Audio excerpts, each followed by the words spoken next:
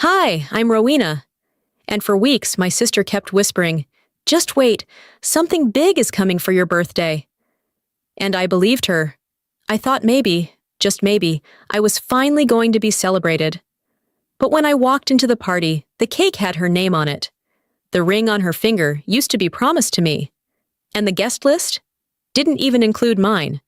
But that wasn't the worst part. The worst part was realizing they never forgot me. They just rewrote the story without me in it. What would you do if your family planned their future on your silence? Would you finally speak? Or would you keep waiting for something big that was never meant for you? My 35th birthday was 5 weeks away when Callista sent the first text. Just wait, something big is coming. It lit up my screen as I stirred honey into my tea, a flicker of hope rising in my chest like steam from the cup. Her words clung to me, unexpected and soft, a rare sweetness from someone who, most days, barely acknowledged I had a birthday at all. In the past, birthdays for me were quiet affairs. More often than not, accidental afterthoughts. A card left unsigned. A cake bought last minute with happy birthday scrawled in generic white icing.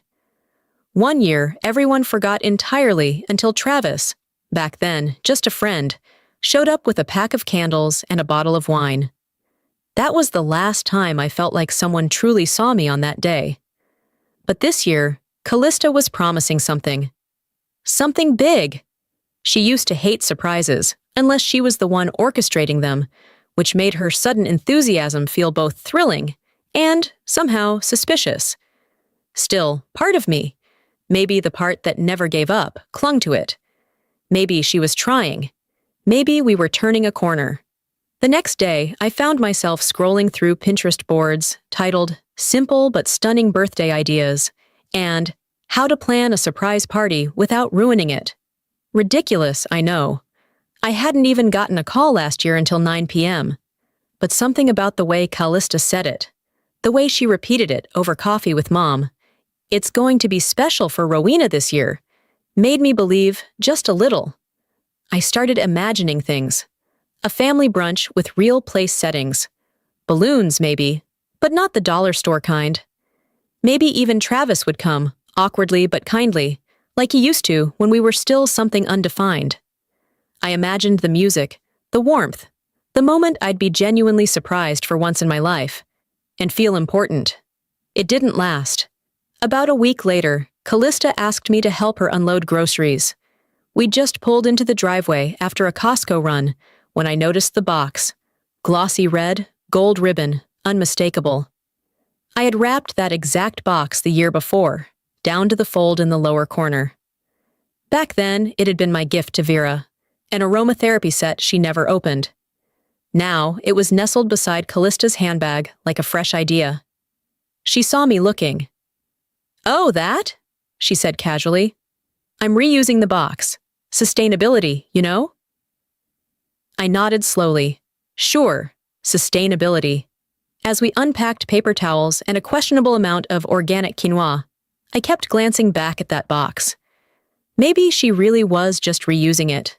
Maybe it meant nothing. But something about the way she avoided my eyes when she said it left a mark. Small, but impossible to ignore. The signs started trickling in after that. Vera, who usually dropped hints about planning something low-key or not making a fuss, suddenly went quiet whenever I mentioned my birthday. She started saying things like, "Let's see how the week unfolds," or, "I wouldn't worry about plans just yet." Travis came to Sunday dinner and barely spoke to me.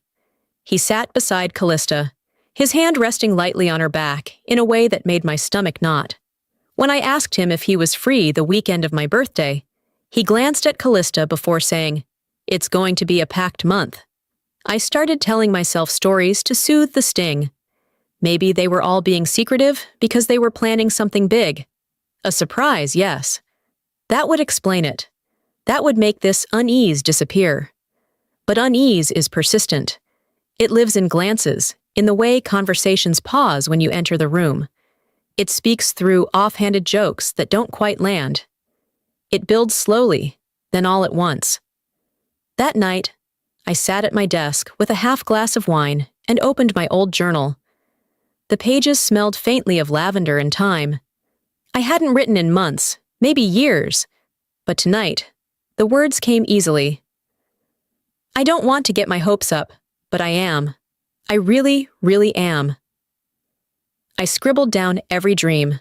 A brunch, a gathering, even just a heartfelt card. I wrote it all out like a wish list, like a prayer I couldn't say out loud. Then I closed the journal, sealing it with my breath. My phone lit up again. Callista. A grinning emoji, followed by, "We're planning something unforgettable." Laundry wasn't something I usually volunteered for, but that afternoon I needed an excuse to stay busy. The house had been buzzing with a weird kind of tension. Quiet voices behind doors that didn't used to close all the way. Folding towels was easier than wondering if the silence had anything to do with me. I reached into the pocket of Dad's winter coat to make sure no tissues had been left behind. Instead, I pulled out a thick, gold-edged envelope, the kind that practically screamed important. I almost tossed it onto the pile without looking. Almost. But curiosity tugged. The card was embossed with a floral design and elegant serif font. You are cordially invited to the engagement celebration of Callista Marie Walsh and Travis Henry Gray. My eyes caught on the date, my birthday. The room didn't spin, but something inside me tipped. Not a collapse, but a shift. I stared at the invite longer than I meant to, reading it again and again, hoping the date might magically change or that there was a second name I hadn't noticed. There wasn't. I slipped the card back where I found it, smoothing the edges like I hadn't touched it. For a moment, I stood in the dim light of the laundry room, listening to the hum of the dryer and the sharp thump of a zipper against metal. That sound grounded me. Maybe they just hadn't told me yet. Maybe this was all part of the surprise. Maybe I'd walk into a party and be greeted with confetti and tears and warm embraces. I clung to the maybes like lifelines, but the next few days peeled those maybes away. Callista was suddenly unavailable for everything. Even when we were in the same room, her eyes darted to her phone more than my face. She laughed at messages I didn't see and left mid-conversation to take calls she never explained. Travis came by more often too, but only to pick her up or drop her off. He barely looked in my direction. When he did, it was the glance of a man checking the weather, brief and impersonal. Vera, meanwhile, was all smiles that never reached her eyes. She offered vague affirmations whenever I asked about plans for the weekend of my birthday. "Oh, you'll see," she said once, squeezing my shoulder. "Big things are coming." That exact phrase again. I tried to laugh it off. One evening, while they buzzed around the kitchen, making what smelled like rehearsal dinner test dishes, I joked, "Should I be worried, or am I being secretly adopted out of this family?" No one laughed. Callista glanced at Travis, who looked at his phone. Vera smiled tightly and said, "Don't be silly, sweetheart." That night, we had what looked like a normal family dinner, on the surface. The table was full, the wine was poured, and the food was probably good, though I barely tasted it. Everyone talked, but not to me. Conversation zigzagged around my chair, like a river splitting around a stone. At one point, Callista stood and lifted her glass. "Here's to surprises," she said, eyes lingering on Travis and Vera, in that way people do when everyone knows the punchline, but one person. I lifted my glass too, smiling so hard my jaw ached. No one noticed how tightly I gripped the stem of my glass under the table. When the dishes were cleared and the kitchen began to fill with post-dinner chatter, Vera turned to me. "Could you help clean up, honey?" Her tone was syrupy sweet. "Let the others keep planning." I looked around. The others. Planning. I nodded, walked to the sink, and started rinsing plates. From the corner of my eye, I saw them head back to the living room. Callista with her binder, Travis with his arm around her shoulder, Vera reaching for her reading glasses. I wasn't invited to the conversation. I was assigned to the cleanup. Later that night, I sat in bed with the invitation clutched in both hands. It was still slightly crumpled from where I'd found it. I didn't know if I was holding it to remind myself it was real, or to find some corner of it that proved I had misread everything. But there was no mistake, no hidden message, just a date that didn't belong to them, but somehow no longer belonged to me either. The hallway was unusually quiet that morning, like the house was holding its breath. As I passed the den, I noticed Callista's photo wall had doubled in size overnight. Dozens of frames had been added, some new, some pulled from old albums, all pristine in symmetry. Smiling faces at lake houses, backyard BBQs, graduation ceremonies. Moments so carefully chosen, they felt curated by someone auditioning for the role of perfect life. I stood there longer than I meant to, scanning each one. My eyes hunted for even a sliver of myself. A birthday, a childhood shot, anything. But there was nothing. I reached out, touched the edge of a frame with Vera holding a toddler Callista at the beach, then withdrew my hand like I'd touched something hot. No one said anything about it. No one had to. Later that afternoon, Vera asked if I could help organize Callista's room while she prepped for another vendor visit. I said yes without thinking. Habit, I guess. Inside, I folded blankets and moved a stack of unused gift bags from the desk when a small square card slipped from one and landed on the floor. I picked it up. The front had glitter pressed into floral etchings. Inside, the words, "Happy Birthday, Rowena," were printed in a font too perfect to be personal. The rest of the card? Blank, no message, no signature, not even a date. I stared at it, fingers pressing the crease. I should have laughed. Or cried. Or maybe ripped it in two. But I did none of those things. I gently placed it back into the envelope and slid it where it had fallen, as if it had never happened. That evening, as we sat around the dining table, Callista launched into another story about centerpieces.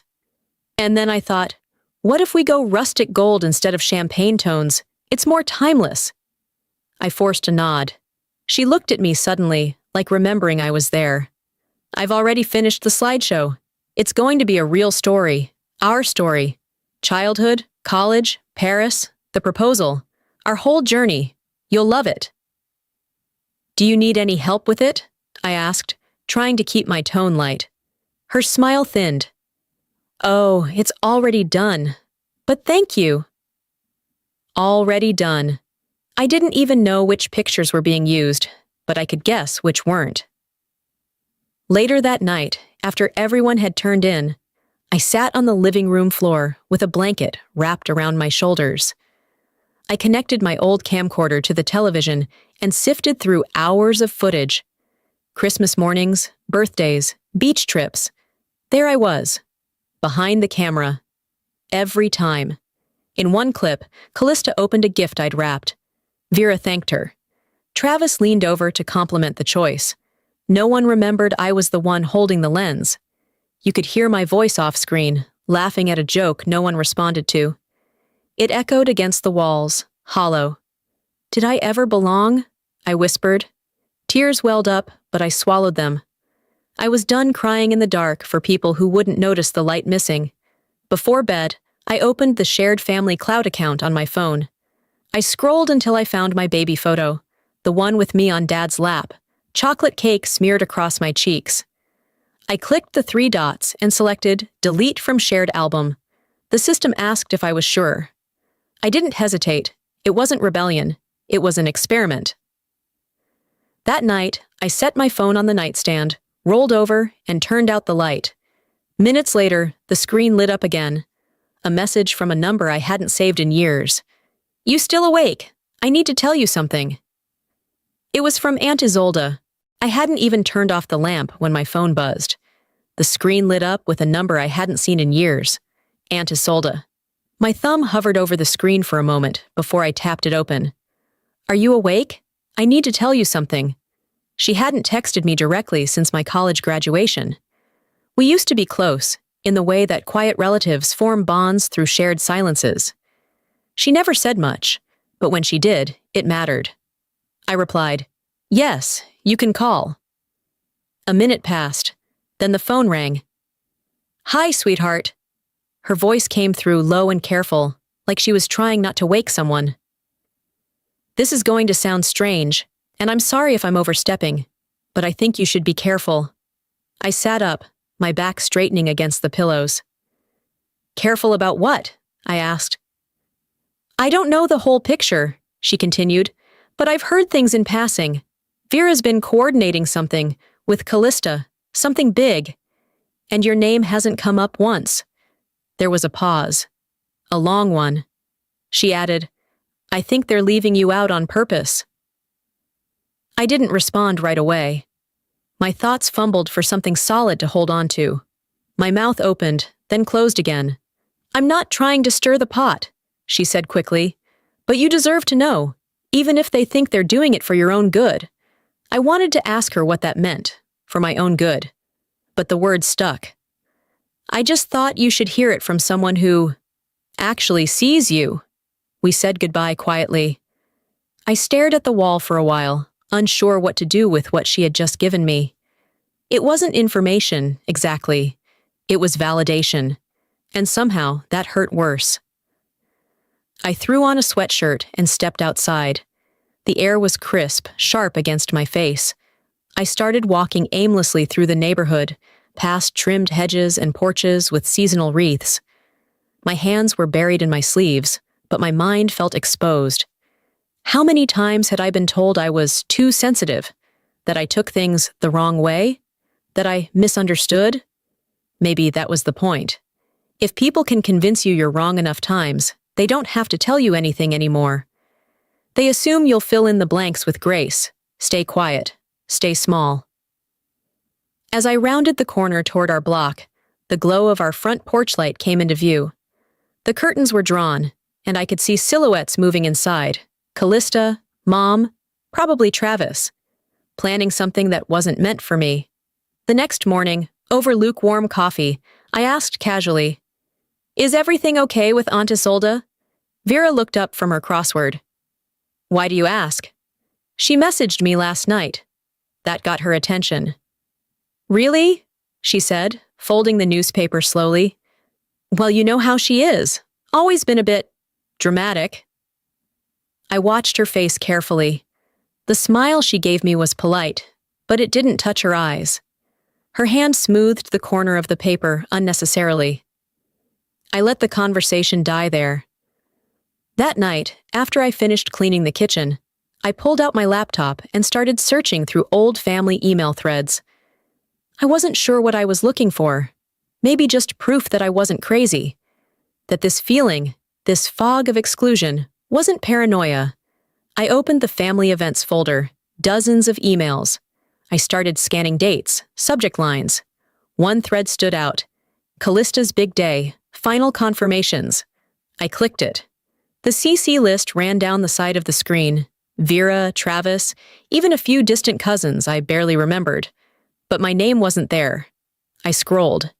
They discussed catering, chairs, speeches. The speech part stung. I sat back in my chair, breathing slow and quiet. Then I highlighted the line, "Rowena not needed for this one," copied it into a document, and stared at it. Not needed, not forgotten, excluded. And worse, they thought I wouldn't notice. Callista knocked on my door just before 6.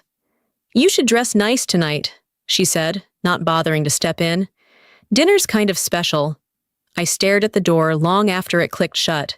No explanation, no invitation, just instructions. But I followed them anyway. By the time I came downstairs, the house had been transformed. String lights wound across the ceiling beams, floral arrangements lined the entryway, and the scent of catered appetizers hovered in the air like a veil. Voices drifted from the backyard, dozens of them. Laughter, toasts. My stomach tightened.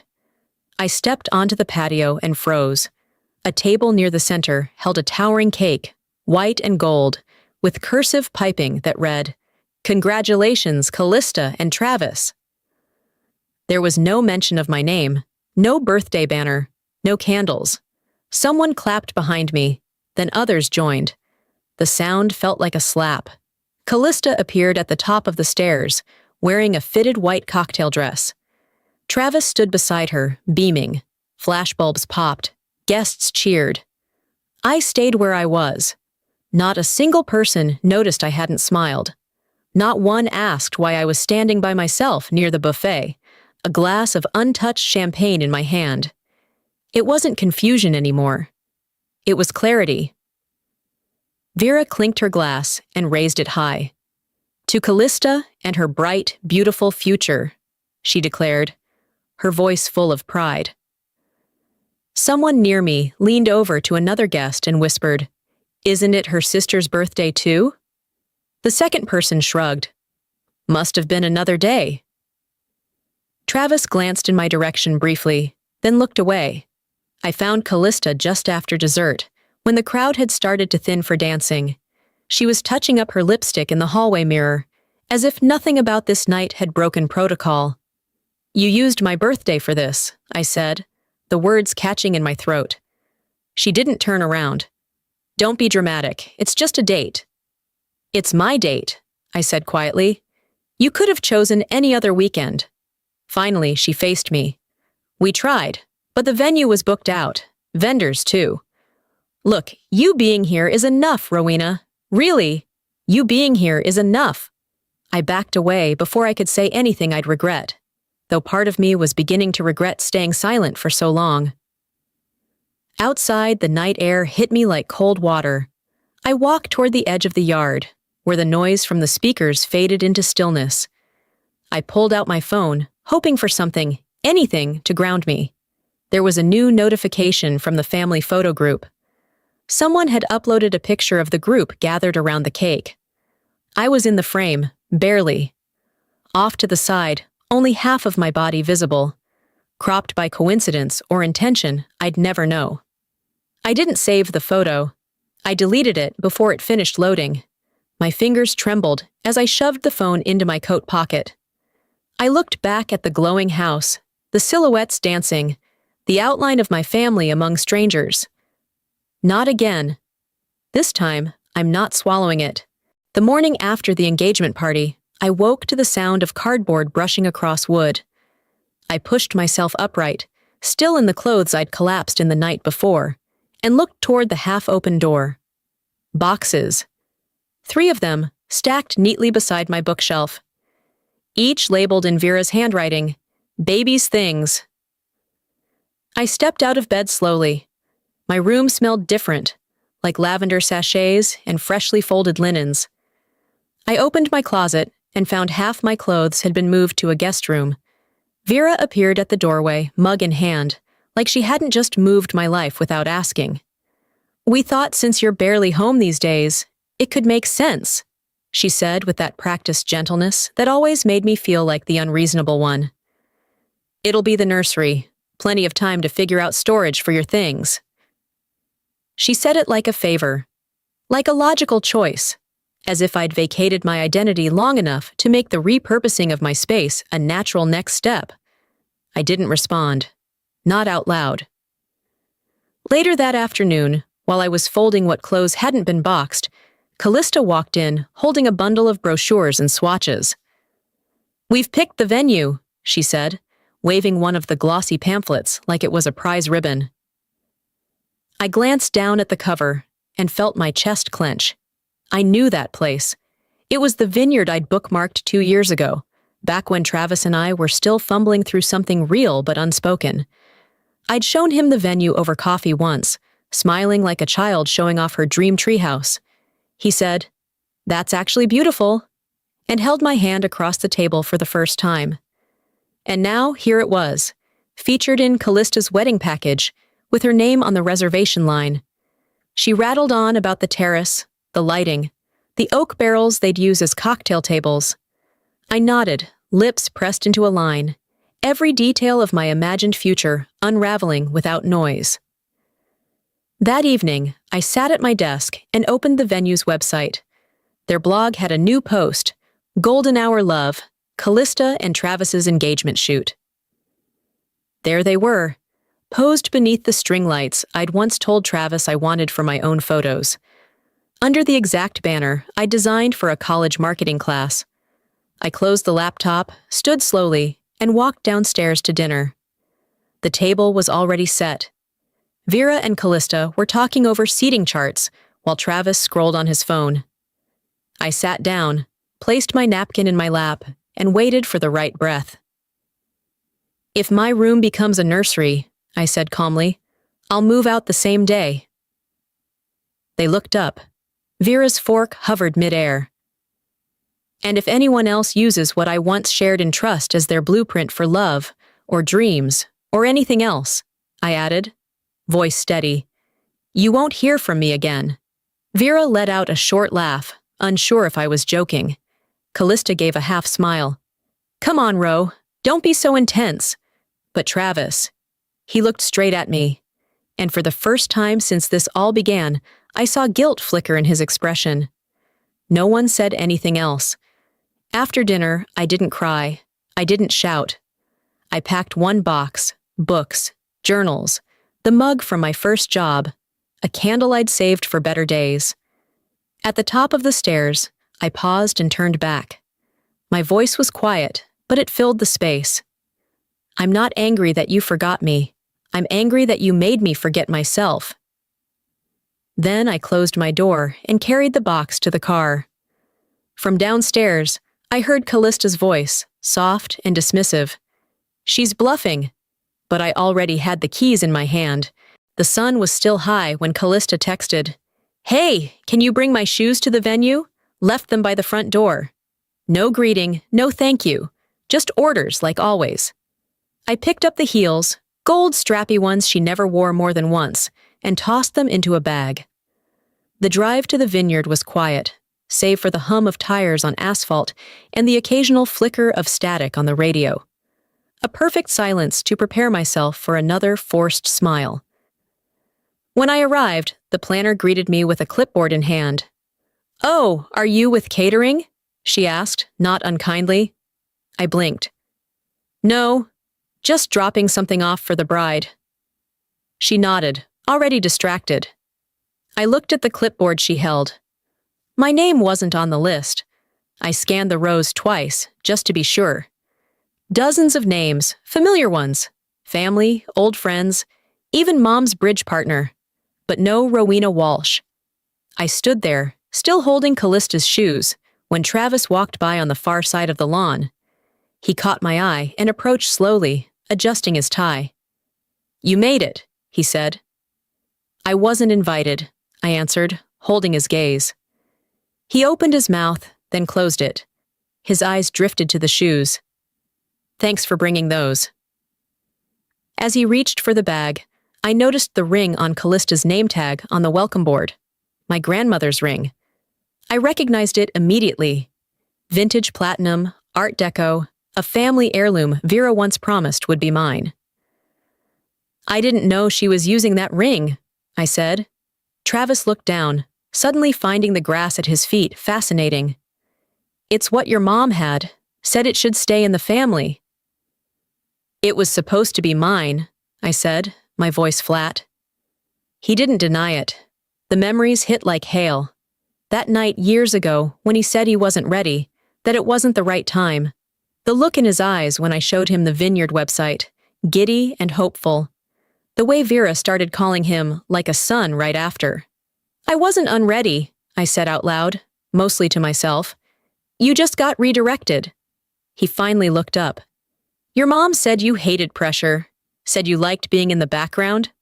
My throat tightened, not from sadness, but from rage I'd swallowed for years. "You believed her?" He shrugged. "You didn't fight for it." "I wasn't given the chance." Neither of us spoke after that. I turned and walked back toward the main house, pausing only to glance at the guest list still pinned beside the door. I snapped a photo with my phone, no caption, no framing, just a receipt. I drove home, my hands steady on the wheel, the silence in the car familiar but different, controlled. When I got back to my room, I posted the photo on my private story. No hashtags, no explanation, just the list. Within minutes, my inbox lit up. "Wait! You're not going! Why wouldn't they include you?" This can't be right. Even my cousin Martha messaged, They better pray Aunt Isolde doesn't see this. I didn't reply. I turned off my phone and placed it face down on the table. The room was quiet again, but this time it was mine. The rehearsal venue buzzed with staff arranging place cards and floral garlands as I stepped inside. I was there only to drop off Callista's clutch, which she'd texted about like I was her assistant. I walked through the side door, unnoticed, and headed toward the prep area. "Hey, buffet setup goes near the terrace," a man in a vest said, handing me a silver tray without looking up. I didn't argue. I took it, carried it to the table like muscle memory, and placed it gently on the linen-draped surface. Then I turned and walked out the same way I came in, silent, unbothered on the surface. But inside, something cracked. Back home, I tossed my bag on the bed and plugged in my phone. While it charged, I flipped open my laptop. A notification pinged. A backup had completed. As I cleared some old audio files, one name caught my eye. Voicemail February. I clicked it without thinking. "I never stopped loving you. Your mom said it would be easier for everyone if I dated Callista instead." Travis's voice. Unmistakable. I played it again, this time through earbuds. The way he paused after "your mom," the way he sounded tired, resigned, like someone who had surrendered to someone else's version of his life. I saved it twice. Then emailed it to myself. Then to an old Gmail I barely used. Not for safety, just to feel like I still had control over something. I sat at my desk, phone in hand, heart pounding. Not from fear. Not anymore. From decision. The sky outside darkened into early evening. I changed into something clean, pulled my hair back tight, and drove myself back to the venue. The rehearsal dinner was already in full swing when I arrived. No one greeted me. They probably hadn't expected me to come. Good. I waited until Callista finished her second glass of wine, and Vera raised her glass for yet another toast about new beginnings. Travis stood beside them, smile strained. I stepped forward, calm and deliberate. "Excuse me," I said. The room quieted. "I think it's time the truth got a microphone too." I held up my phone. Pressed play. Travis's voice filled the air, raw and real. The first words sent a ripple through the crowd, like someone had dropped a stone in a still pond. "I never stopped loving you." People turned, heads tilted. Someone gasped. Callista blinked rapidly, her mouth open, but no sound coming. Vera's hand gripped her wine glass so tight I thought it might shatter. Travis didn't move. He didn't deny it. He didn't say a word. When the recording ended, silence clung to the air like smoke. I looked at them. My mother, my sister, the man who let go of me before I had the chance to hold on. "This time," I said, "I'm not the one you leave out. I'm the one leaving." I turned, walked past the stunned faces, past the half-eaten appetizers, and carefully arranged flowers. I didn't stop until I reached my car. Inside, I pulled out my phone and opened a new message. To Isolde. I finally did it. I made them hear me. The first thing I noticed that morning was the quiet. Not the tense, watch-your-step kind that filled my mother's house, but the stillness of a room that belonged entirely to me. My new apartment, small, a little bare, but untouched by anyone else's expectation, felt like a living exhale. Sunlight stretched lazily across the hardwood floors. I lay still for a while, staring at the ceiling. For the first time in years, I didn't feel like I had to prepare myself for someone else's schedule, someone else's version of what I was supposed to be. I reached for my phone. The screen lit up, and there it was. Travis's old voicemail pinned on the lock screen. I didn't play it anymore. I didn't need to. Just seeing it there reminded me I hadn't imagined everything, that I hadn't made it all up, that the hurt had been real, and the silence I kept for so long wasn't weakness, it was misused trust. I hadn't responded to anyone in the family. Not because I was angry. Anger had come and gone like a summer storm. But because this silence, this space I had carved for myself, felt sacred. I wouldn't waste it trying to explain things to people who had never truly listened. Vera had sent an email. long, carefully worded. There was no apology in it, just a meandering paragraph about miscommunications, and we didn't know how to include you in a way that wouldn't overwhelm you. Callista went dark online. No Instagram posts, no comments. Our mutuals, cousins, family friends, began unfollowing me one by one. Quiet little exits, like slipping out the back of a party that no one invited me to in the first place. Travis had sent a text too, just one line. I didn't think it would go that far. I never answered. A week after the confrontation, Isolde and I had dinner at a tiny bistro near the river, the kind of place where the waitress knew her by name, and the wine came in tiny crystal tumblers that felt too precious to hold. She brought a small gift, a framed photo of me at age 11, holding a video camera half my size. I was standing behind everyone else, capturing a moment I wasn't included in. "But I see you," she said, setting it down between us. I didn't cry. I just nodded. That was enough. Later that night, I cleaned out my old work folders, deleted files labeled Family Retreat Planning, Callista's shower schedule, Mom's anniversary speech. I archived them without sentiment. Not out of bitterness, but because they no longer belonged to me. Instead, I started something new. A blank document. A fresh website template. I typed the words, "Invisible Until Now," and hit save. That was the name of my blog. Part memoir, part reflection, part mirror for others like me, who had been edited out of their own lives. I didn't know what it would become, but it was mine. I'd already applied for a new PR role with a nonprofit that focused on women's advocacy and communication. I got the interview, then the job. They didn't ask about family. They asked about voice, purpose, boundaries. I answered honestly. And as I walked home from that first day on the job, still in my flats, tote bag swinging by my side, I whispered to myself, not triumphantly, but clearly, they didn't have to see me for me to see myself. They didn't have to honor me for me to learn what I'm worth. My apartment light glowed ahead through the window, a safe harbor. Just as I was about to step inside, my phone buzzed. New email. Subject line. Family counseling request. From Vera. I didn't open it right away. For now, I let the silence be mine. Sometimes, the loudest thing you can say is no more. I spent years trying to fit myself into a version of family that was never meant to hold me. I confused silence for strength and being overlooked for being mature. But strength isn't swallowing pain. It's standing up when the room expects you to sit down. It's telling your story, even if your voice shakes. And sometimes it's walking away, not to prove a point, but to protect your peace. If there's anything I've learned, it's this. You don't have to wait for permission to matter. Maybe you felt invisible too. Maybe you've been told to understand, to not make a scene, to be the bigger person so many times that you forgot how small that made you feel. So I'm asking you, have you ever had to reclaim your worth from the people who were supposed to protect it? Have you ever been edited out of your own story?